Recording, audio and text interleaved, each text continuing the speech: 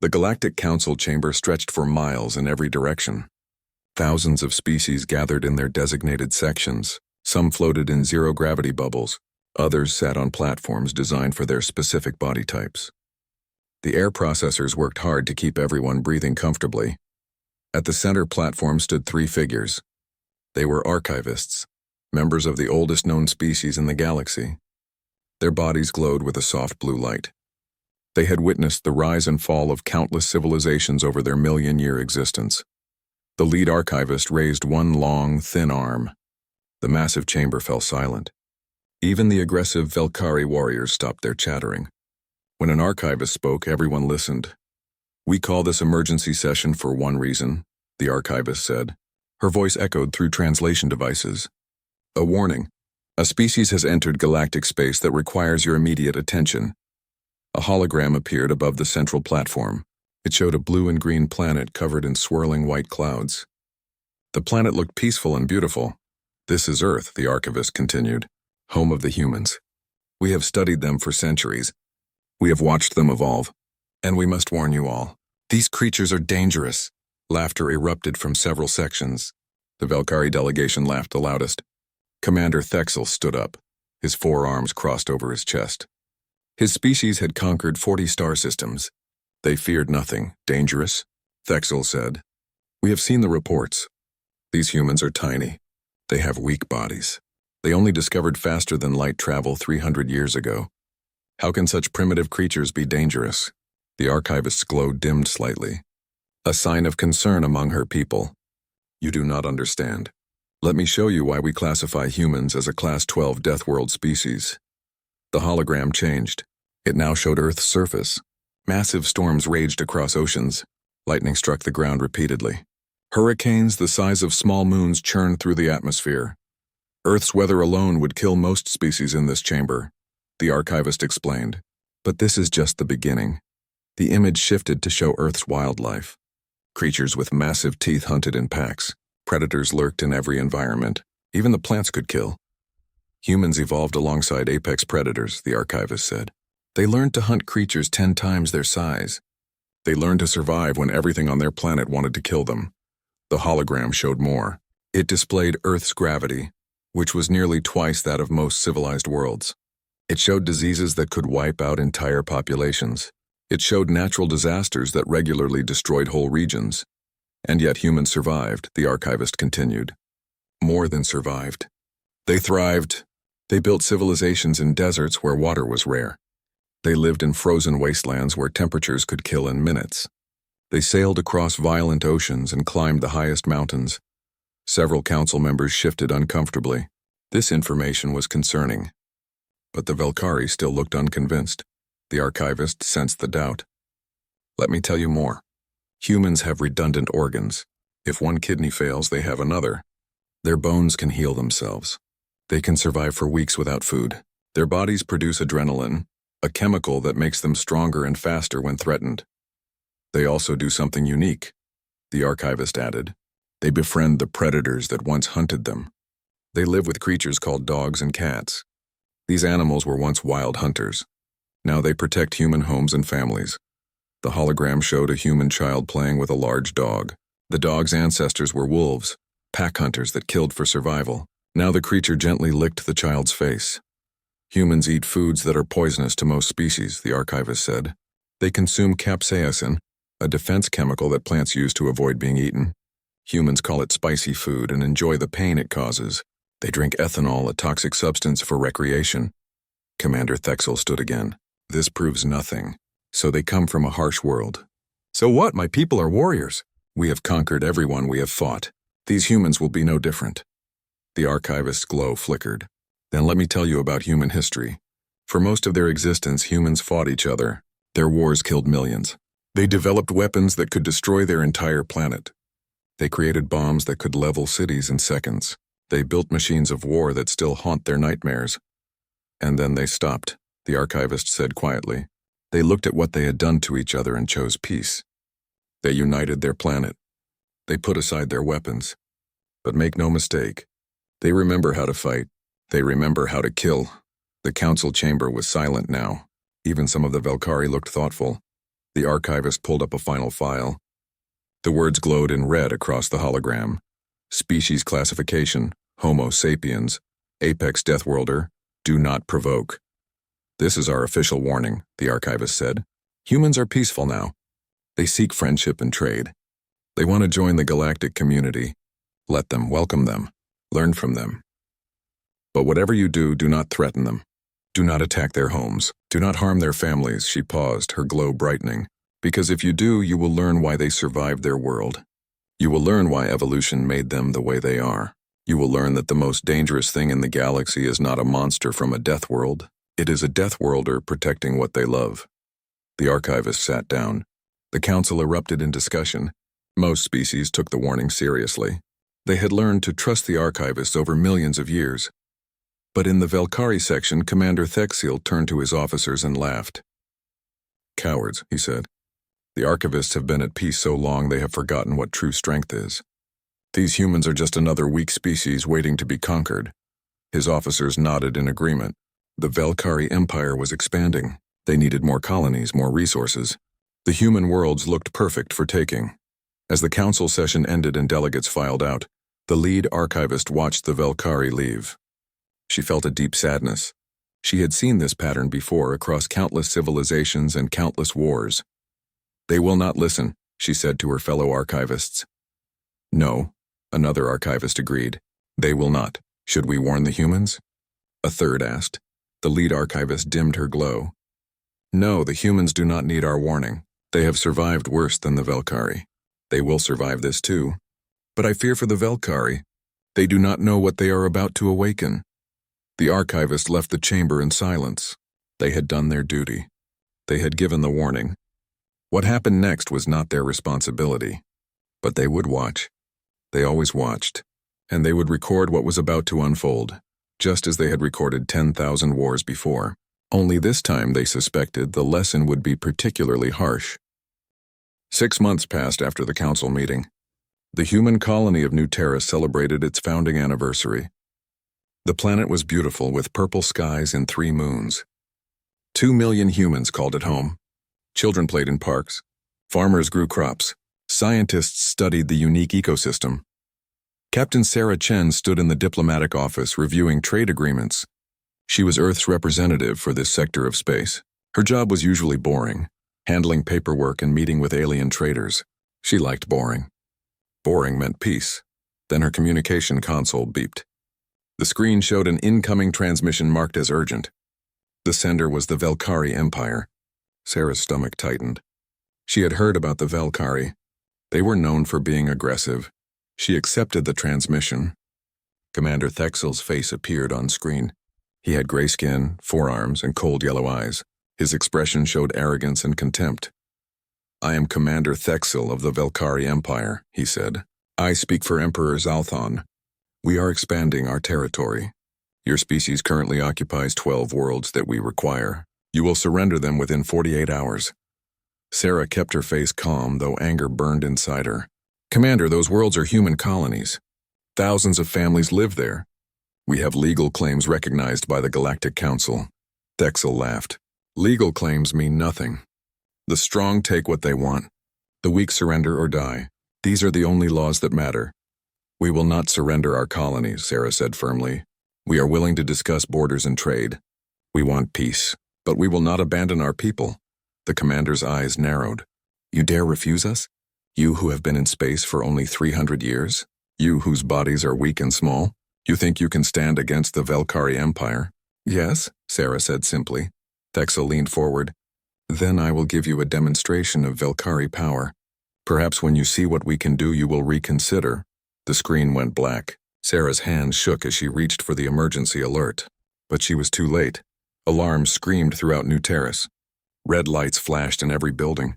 Sarah ran to the window and looked up at the purple sky. She saw them. Dozens of Velcari warships dropping out of faster-than-light travel. The ships were massive and ugly. They looked like weapons designed only for destruction. Energy weapons charged with an ominous hum that Sarah could feel in her bones. New Terrace had basic defense shields, but they were designed for meteor strikes, not military weapons. The colony was peaceful. The people were civilians. They had no warships, no soldiers. Sarah grabbed her communicator. "This is Captain Chen. Evacuate the capital. Get everyone to the shelters. Move now." People ran through the streets. Parents carried children. The elderly moved as fast as they could. Everyone was trying to reach the underground bunkers. The Velcari fleet fired. Bright beams of energy struck the planetary shields. The shields held for 3 seconds. Then they collapsed like paper. The bombardment lasted 10 minutes. Energy weapons turned buildings into ash. Kinetic missiles struck with the force of small nuclear bombs. The capital city of New Terrace, home to 2 million humans, was erased from existence. Sarah watched from the diplomatic compound outside the city. Her legs gave out. She fell to her knees. Tears streamed down her face. The city was gone. Everyone in it was gone. Men, women, children, families, friends, all dead. Her communicator beeped again. Thexel's face appeared, smiling. "That is what happens when you refuse the Velcari Empire.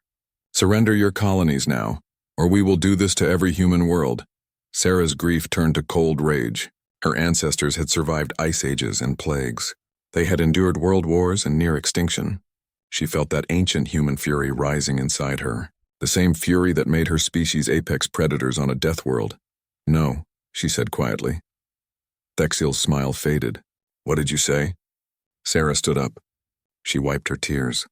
When she spoke again, her voice was ice. "I said no. We will not surrender. We will never surrender. And you, Commander, have just made the worst mistake of your life. You think you can threaten us?" Thexel laughed. "You have no fleet. You have no weapons. What will you do?" "What humans always do," Sarah said. "We survive, and then we make sure you regret ever threatening us." She cut the transmission. Her hands moved quickly across the console, sending an emergency message to Earth. The message was simple. New Terrace attacked. 2 million dead. Request immediate assistance. The response came within an hour. It was from the United Earth Command, signed by Admiral Marcus Stone himself. The message read, "Message received. The Velcari Empire has committed an act of war against humanity. We are mobilizing. Tell them they have made a grave mistake. Tell them we are coming." Sarah sent one final transmission to Commander Thexel. She wanted him to know what was coming. She wanted him to feel the same fear she had felt watching her city burn. "Commander Thexel," she said, "I want you to know something. You think you know humans. You think we are weak. You are wrong. We come from a world that tried to kill us every single day. We survived predators, diseases, disasters, and each other. We are very good at surviving. And we are very good at fighting." She paused, letting her words sink in. "You killed 2 million of our people. You killed our children. For that there will be consequences. Humanity has declared war on the Velcari Empire. We are coming for you. And we will not stop until justice is served." Thexel appeared on screen, still smiling. "Let them come. We will crush them like insects." Sarah smiled back, but her smile was cold and empty. "You were warned about us, Commander. The archivists told you. They told your entire empire. Do not provoke the humans. But you did not listen. Now you will learn why we survived our world. Now you will learn what it means to wake a sleeping apex predator." The transmission ended. Sarah looked back at the ruins of New Terrace. Smoke rose into the purple sky. She made a silent promise to the 2 million dead. "We will remember you. We will honor you. And we will make sure this never happens again." 3 weeks after the attack on New Terrace, the Velcari Fleet Command celebrated their victory. Commander Thexel stood in the war room surrounded by his officers. Holographic displays showed their expanding empire. "The humans have been silent," one officer reported. "No response to our demands. No military movement detected," Thexel laughed. "Of course they are silent. They are afraid. One demonstration was enough. Soon they will surrender all their colonies without us firing another shot." But the officer looked worried. "Commander, our long-range sensors have detected something. The humans have moved ships into the Proxima corridor. It is the main route to their core systems." "How many ships?" Thexel asked. 50 vessels, Commander." Thexel smiled. 50 ships? We will send 500. Gather the third fleet. We will crush this pathetic resistance and then proceed to Earth itself. It is time to end this. The Velcari Third Fleet assembled quickly. 500 warships, battle-tested and powerful. They had never lost a battle. Their crews were confident and eager for glory. They jumped into faster-than-light travel toward the Proxima corridor. When they arrived, they found the human fleet waiting. 50 ships, just as reported. They looked old and outdated. Some showed visible damage from previous conflicts. The Velcari officers laughed when they saw them. "This is their response," one officer said. "These rust buckets?" But Commander Thexel felt something strange. A warning in his gut. The human ships were not trying to escape. They were not retreating. They just waited there, silent and still. "Open a channel," Thexel ordered. "Let me speak to whoever commands this force." A human face appeared on screen. It was an older man with gray hair and hard eyes. He wore a military uniform with many medals. "I am Admiral Marcus Stone of the United Earth Fleet. You are Commander Thexel, I presume." "I am," Thexel said. "Surrender now, Admiral, and I will spare your crews. Continue this foolishness, and you will all die." Admiral Stone did not smile. He did not show fear. His expression was cold and empty. "You killed 2 million humans on New Terrace. Men, women, and children. We do not forget. We do not forgive. This ends here, Commander." "You cannot win," Thexel said. "We outnumber you 10-1. "Numbers do not matter," the Admiral replied. "You made one critical mistake, Commander. You assumed we would fight like you. You assumed we would follow your rules. You were wrong." The transmission ended. The human fleet moved forward. Thexel ordered his ships to attack. Energy weapons fired across the void of space. The battle began. At first, everything went as expected. Velcari weapons tore through human shields. Several human ships took heavy damage. The Velcari crews cheered. Victory seemed certain. Then the humans did something no one expected. 3 damaged ships suddenly accelerated to full speed. They were heading directly toward the Velcari flagship. "Ramming speed! Evade! Evade!" Thexel shouted. But the flagship was too large to move quickly. The human ships struck like missiles. The impacts destroyed the attackers completely, but they also ripped massive holes in the flagship's hull. Thousands of Velcari died instantly. "They are insane," an officer screamed. "They sacrificed their own ships." More human ships launched small attack craft, thousands of them like angry insects. They were drone fighters controlled by artificial intelligence. They swarmed the Velcari vessels, too small and fast to hit easily, but each carrying explosive charges. Velcari ships fired wildly. They hit some drones, but more kept coming. When the drones struck, they attached themselves to hull plating and detonated. One by one, Velcari ships lost shields, weapons, and engines.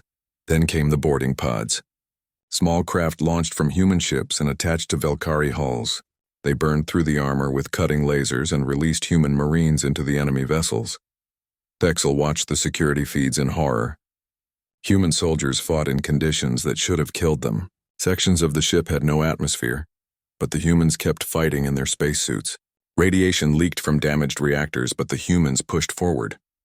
They moved through zero gravity like they were born in space. One human took a plasma bolt to the shoulder. The wound was terrible, burning through armor and flesh. But the human just switched his rifle to his other arm and kept shooting. Another had her leg crushed by a collapsing bulkhead. She crawled forward, dragging herself toward the next target. "What are these creatures?" Thexel whispered. "Why do they not stop?" A human soldier appeared on the bridge. He was covered in blood, his armor cracked and burned. He carried a primitive kinetic rifle. Behind him, more humans spread through the ship. "Commander Thexel," the soldier said, "you are under arrest for war crimes." Thexel's forearms reached for weapons, but a human shot them before he could fire.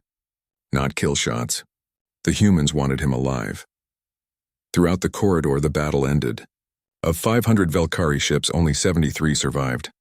They retreated in panic, jumping to faster-than-light travel in random directions. Some were so damaged they barely made the jump. The human fleet had lost 42 ships.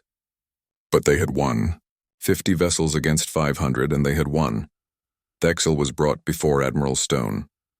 The human admiral looked at him with cold eyes. "You asked what we would do, Commander. Now you know. We will fight with everything we have. We will sacrifice anything to protect our people. We will use tactics you cannot imagine because we learned them fighting each other. This is not how civilized species fight," Thexel said. "No," the admiral agreed. "This is how humans fight. This is how Deathworlders fight. This is how a species survives when their entire planet wants them dead. You wanted war, Commander. Congratulations, now you have it." Thexel was taken to the brig. As the doors closed, he finally understood the archivist's warning. Humans were not weak. They were not primitive. They were something far more dangerous. They were survivors who had learned to fight by battling the most hostile environment in the galaxy. And now, they were coming for the Velcari Empire.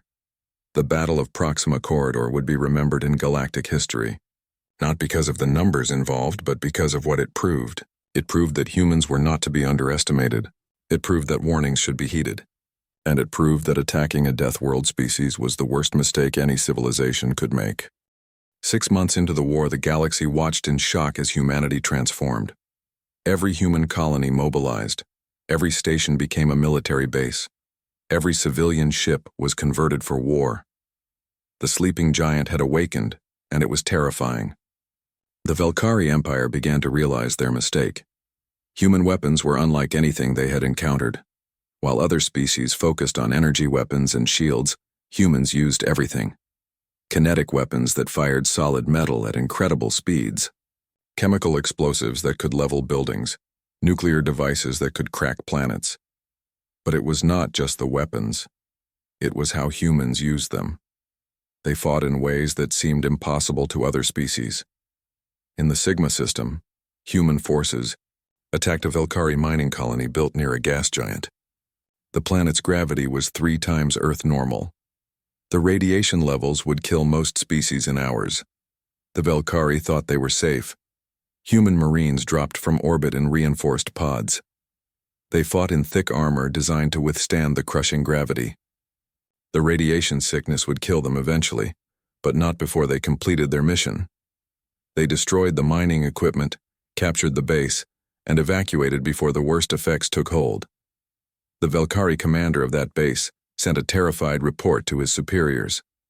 The humans fought for 6 hours in conditions that should have killed them instantly. They moved like the gravity meant nothing. They ignored radiation that was burning them from the inside. They are not natural, the report said. They are demons from a nightmare world.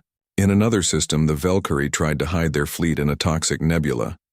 The gases would melt most ship hulls in days. They thought they were clever. They thought they were safe. Human ships followed them in. The hulls corroded quickly, eating through layers of metal. But humans had fought in toxic environments on Earth for centuries. They knew how to handle it. They coated their ships in temporary sealants. They wore protective suits. They worked quickly. The human fleet emerged from the nebula with damaged ships and wounded crews. But they had destroyed the entire Velcari hiding force. The Velcari had nowhere left to hide. Then came the psychological warfare. Humans understood fear in ways other species did not. They had spent thousands of years scaring each other with stories, movies, and games. Now they used that knowledge. Human forces began broadcasting messages into Velcari space. The messages showed Earth's history. Wars where millions died. Weapons that could end civilizations. Ancient human warriors who fought with primitive weapons but terrifying skill. One broadcast showed human soldiers training. They ran for hours without stopping. They fought in hand-to-hand combat with brutal efficiency. They practiced with weapons in every environment imaginable. Desert, jungle, Arctic, underwater, zero gravity, high gravity. Everywhere. Another broadcast showed human history of warfare. The Velcari watched in horror as humans described their own wars. World War II had killed over 70 million humans. The human Cold War had nearly destroyed their entire planet. And those were just the recent conflicts. This is what humans do to each other, the broadcast said. Imagine what we will do to you. Velcari morale collapsed. Soldiers began deserting. Entire crews mutinied. Some ships surrendered without firing a shot. The mighty Velcari Empire, which had conquered 40 systems, was breaking apart, but Emperor Zalthon refused to surrender. He ordered his remaining forces to defend the core systems at all costs. He believed the humans could still be defeated if the Velcari just fought harder. He was wrong. Human intelligence forces had been busy. They had studied Velcari biology, culture, and psychology. They knew the Velcari were carbon-based like humans. They knew what chemicals would hurt them. Human scientists developed non-lethal biological agents. Gases that would make Velcari soldiers sick but not kill them. sonic weapons that disrupted their nervous systems. These weapons were designed to disable, not destroy. Humans wanted the Velcari to surrender, not die, but the humans also developed lethal options, just in case. The message was clear. We can be merciful, or we can be thorough. The choice is yours. Meanwhile, other species in the galaxy began to help humanity quietly. They remembered the archivist's warning. They had watched the Velcari ignore it. Now they saw what happened when you provoked a Deathworld species. The peaceful trail provided intelligence about Velcari ship movements. The trading Vashti shared star charts showing secret Velcari bases. Even the usually neutral Xiphon offered to mediate peace talks. None of them did this officially. No one wanted to anger the Velcari Empire directly. But they all understood something important. If the humans could defeat the Velcari, it would make the galaxy safer for everyone. The Velcari had been bullies for too long. As the war continued, the Velcari began to understand what they faced. Humans were not just tough. They were not just stubborn. They were something evolution had crafted over millions of years of surviving impossible odds. Humans could adapt to nearly any environment. They could eat a wide variety of foods. They could learn new skills quickly. They could work together in large groups. They could think creatively and solve problems in unexpected ways. But most importantly, humans could endure. They could keep fighting when others would give up. They could push through pain, fear, and exhaustion. They had learned this on Earth, where giving up meant death. A Velcari general, after losing his 5th battle against human forces, sent a message to Emperor Zalthon. The message was simple, but desperate. Your Majesty, we cannot win this war. The humans are not like other species. They do not follow our rules. They do not fight the way we expect. Every time we think we understand them, they do something new. Every time we think we have an advantage, they find a way to counter it. The general continued. But worst of all, they will not stop. We can hurt them and they keep coming. We can destroy their ships, and more appear. We killed 2 million of them, and instead of breaking them, it made them stronger. They are united now in a way we can never be. They fight for their dead. They fight for revenge. They fight because we gave them no choice. The message ended with a plea. Your Majesty, we must surrender before they reach our homeworlds, before they do to us what we did to them. The archivists were right. We should have listened. Emperor Zalthon read the message and finally understood. His empire had attacked the wrong enemy. They had awakened something that should have been left sleeping. They had proven the archivists right. The war was not over yet, but everyone knew how it would end. Humanity had been pushed and humanity had pushed back. The question now was not if the Velcari would lose, but how much they would lose before they finally surrendered. 8 months into the war, the human fleet arrived at the edge of Velcari space. For the first time in their history, the Velcari Empire faced invasion. Their home systems, which had known only peace and prosperity, now prepared for war. Emperor Zalthon stood in his war room watching the tactical displays. Human ships gathered at multiple entry points. They were not rushing in. They were being careful, methodical. They were planning their attack. How many ships? The Emperor asked. 300 confirmed, his military advisor said. But more arrive every day. They are building up their forces. Zalthon's 4 hands clenched. We have 500 ships defending our core worlds. We still outnumber them. Your Majesty, the advisor said carefully, numbers did not help us at Proxima Corridor. The humans fight differently. They sacrifice ships to destroy ours. They use weapons we have never seen. They attack from directions we do not expect. Then what do you suggest? The Emperor snapped. Should I surrender our entire empire? Should I bow to these primitives? The advisor was silent. That was answer enough. A communication request came through. It was from the human fleet. Admiral Marcus Stone wanted to speak with the Emperor directly. Zalthon accepted. The Admiral's face appeared on the screen. He looked older than before, tired, but his eyes were still hard and determined. Emperor Zalthon, the Admiral said, I am offering you one chance to end this war peacefully. You invade our space and talk of peace? The Emperor said. Your forces attacked New Terrace without warning, the Admiral replied. You killed 2 million civilians. You started this war. We are going to finish it. But we can finish it 2 ways. Explain, Zalthon said. You can surrender now, the Admiral said. Agree to peace terms. Submit to war crimes trials for those responsible for New Terrace. Dismantle your military to acceptable levels. In exchange, we will not attack your worlds. Your civilians will be safe. Your empire will survive, though it will be smaller. And if I refuse? The Emperor asked. The Admiral's expression did not change. Then we will take your systems by force. We will destroy every military installation. We will disable every warship. We will make sure the Velcari Empire never threatens anyone again. And make no mistake, Emperor, we can do it. We have proven we can do it. Zalthon felt rage building inside him. You dare threaten us? You who only discovered space travel 3 centuries ago. My empire is thousands of years old. We have conquered 40 systems. We have never surrendered to anyone. Then let me make this clear, the Admiral said. His voice was cold and hard. We killed 2 million of your people. You would have cried for mercy. You would have surrendered. You would have begged us to stop. But we did not kill your people. We killed military targets. We destroyed ships and bases. We fought your soldiers, not your civilians. The Admiral leaned forward. Do you understand what this means? It means we are still being merciful. It means we are still holding back. It means we have not shown you what we are truly capable of. You killed our children, Emperor, and we still have not made you pay the full price for that. For the first time, Zalthon felt real fear. He had thought the humans were fighting at their full strength.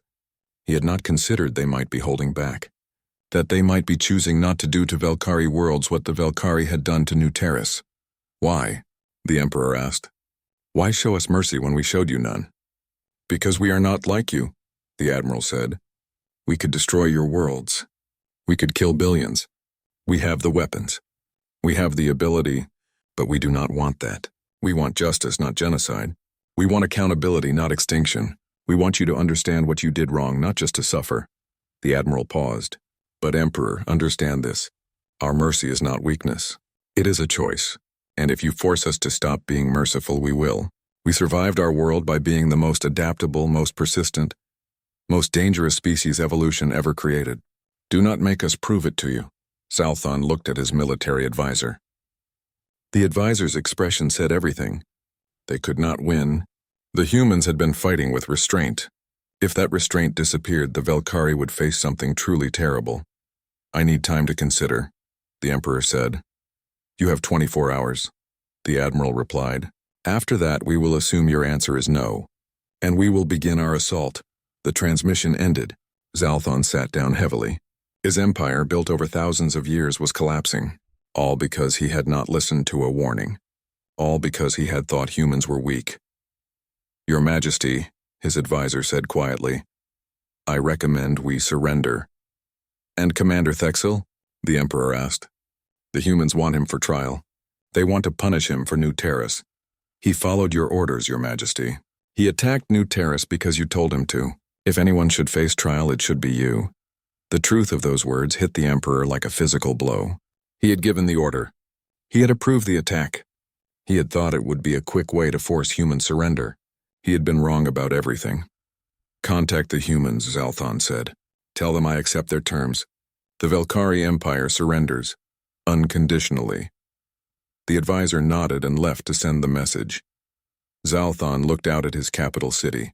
It was beautiful with tall buildings and gardens.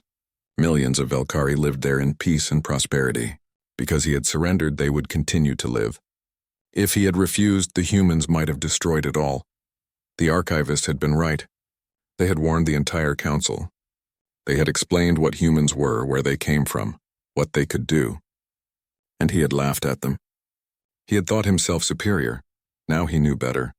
Humans were not weak. They were not primitive.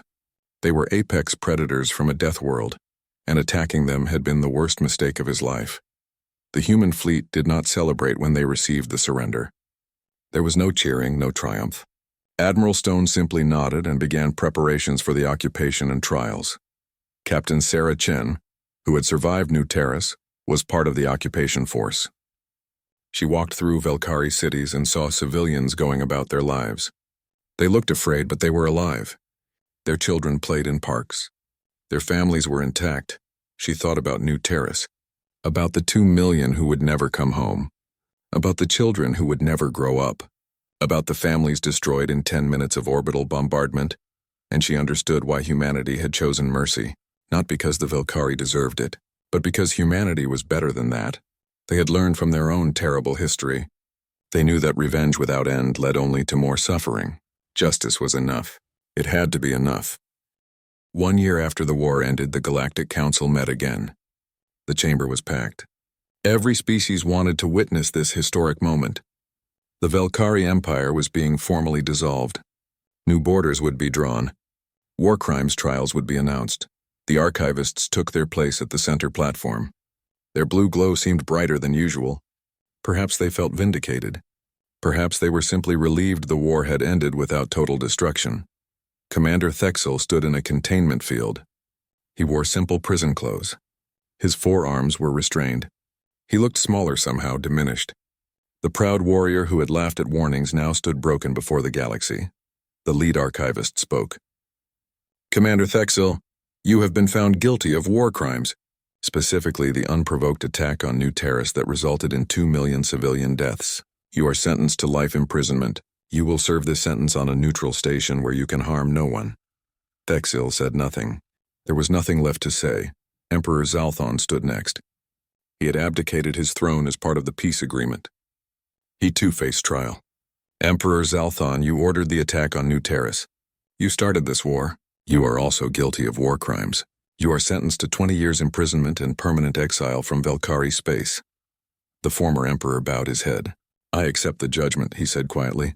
I only ask that the council remember my people were not all responsible. Many Velcari opposed this war. They should not suffer for my mistakes. The archivist nodded. The Velcari people will be given a chance to rebuild. Under council supervision, they will form a new government. They will reduce their military. They will learn to be peaceful neighbors. This is the mercy humanity has granted them. Captain Sarah Chen stood to address the council. She represented humanity now. She wore a military dress uniform with medals she had earned during the war. Her face still showed the scars of what she had witnessed. Members of the Galactic Council, she began, I speak for all of humanity today. We did not want this war. We tried to find peace. We offered to negotiate. We were willing to compromise. But the Velcari gave us no choice. She paused, gathering her thoughts. 2 million humans died on New Terrace. They were shopkeepers and teachers. They were doctors and farmers. They were parents and children. They had dreams and hopes and futures. All of that was taken from them in 10 minutes. The council chamber was silent. Every being present felt the weight of those words. We could have done the same to the Velcari, Sarah continued. We had the weapons. We had the opportunity. We could have bombarded their worlds from orbit. We could have killed billions in revenge, but we did not. Do you know why? She looked around the chamber. Because we learned something from our own history. We learned that revenge without end leads only to more death. We learned that justice is better than vengeance. We learned that mercy is not weakness. It is strength. Sarah gestured to the archivists. You warned the galaxy about us. You told them we came from a death world. You told them we were dangerous. You were right. We are dangerous. Evolution made us tough, adaptable, and persistent. Our world taught us to survive at any cost. But you did not tell them everything, she said. You did not tell them that we also learned compassion, that we learned cooperation, that we learned to care for the weak and protect the innocent. Our world was harsh, yes, but we survived it together. We learned that working together was better than fighting alone. The lead archivist glowed brighter. Captain Chen is correct. We focused on human capacity for violence because that was what the council needed to hear. But humans are more than just survivors and warriors. They are also builders and teachers. They are artists and scientists. They are capable of great kindness as well as great strength. Sarah nodded. That is why I am here today to make a promise to this council. Humanity will use our strength to protect, not to conquer. We will defend ourselves and our allies. We will not allow bullies to threaten peaceful species. But we will not become what the Velcari were. We will not attack without cause. We will not kill civilians. We will not start wars for territory or resources. She took a deep breath. But I also want to make something very clear to everyone here. If you attack our colonies, if you harm our people, if you force us to fight, you will learn why Earth is called a death world. You will learn why we survived when so many other species would have died. You will learn that the most dangerous thing in the galaxy is not a predator. It is a prey species that learned to fight back. The silence in the chamber was profound. Species looked at each other nervously. The message was clear. Humanity offered friendship and cooperation, but threatening them would be a fatal mistake. The archivist spoke again. The Council has reviewed humanity's conduct during this war. We have studied your tactics, your weapons, and your restraint. We have concluded that humanity deserves a permanent seat on this council. You have proven you can be trusted with power. Applause rippled through the chamber. Most species were genuinely pleased. They had seen what humans could do. Having them as allies was far better than having them as enemies. Sarah bowed respectfully. Humanity accepts this honor. We will work to make the galaxy safer and more prosperous for all species. We will share our technology and knowledge. We will help defend against threats. We will be good neighbors and loyal friends. As the council session ended and delegates filed out, Sarah stood alone for a moment. She looked at the hologram displaying the Velcari territories. The empire was gone, broken into smaller independent states. The galaxy had changed. She thought about New Terrace, about the memorial wall that now listed 2 million names, about the children who would never grow up, about the futures that were stolen. Did we do the right thing? She whispered to herself. Showing mercy? Choosing justice over revenge? She did not know for certain, but she hoped so. She hoped that by breaking the cycle of violence, humanity had proven they were more than just Death Worlders. They were better than that. Later, the archivists updated their files on humanity. The new entry was much longer and more detailed. It described human military capabilities in depth. It documented their tactics and weapons. It warned of their incredible persistence and adaptability, but it also included new information. It described human art and music. It documented their scientific achievements. It noted their capacity for compassion and cooperation. It recorded their choice to show mercy when they could have shown cruelty. The final entry in the file was simple but important. It read, humans can be peaceful. Humans prefer peace. They will offer friendship and cooperation to those who treat them with respect. But never forget what they are capable of. Never forget where they came from. Never make them choose war. Because if you do, you will learn why their species survived Earth. And that is a lesson you do not want to learn. Peace returned to the galaxy. The Velcari rebuilt under new leadership.